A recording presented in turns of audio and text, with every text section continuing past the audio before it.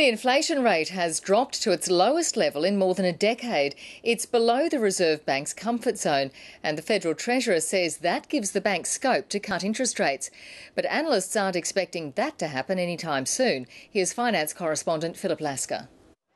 The last time inflation was this low, Australia was preparing for a GST, not a carbon tax, and an Olympics in Sydney, not London. Consumer prices have gone up just 1.2% over the past year, but 13 years later, the quarterly jump is a stronger 0.5%. Outside of the mining sector, we're seeing households and businesses adopt a more conservative attitude to spending and to debt. And that's being reflected, I think, in the fact that price pressures are actually abating. It was an opportunity for the Treasurer to sing the economy's praises. So Australia now has contained inflation, lower interest rates and low unemployment. That is a remarkable trifecta.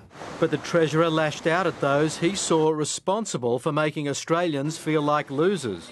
So much of our news coverage of economic matters is seen through the prism of the doomsayers and the rent seekers. It could also be that rent payers were amongst those who saw the biggest price increases. Many costs households can't escape rose well beyond the CPI's increase for the 3 months to June, while the cost of escaping on a domestic holiday led the list of non-essentials falling in price. What also matters is how this plays out at the Reserve Bank when it considers interest rates next month. Economists aren't expecting an immediate cut. Later in the year, we're expecting them to cut again to realise that the Australian economy is a bit softer. The labour market isn't quite as good as they're thinking now. And there's always the risk of international turmoil forcing the Reserve Bank's hand. Philip Lasker, ABC News.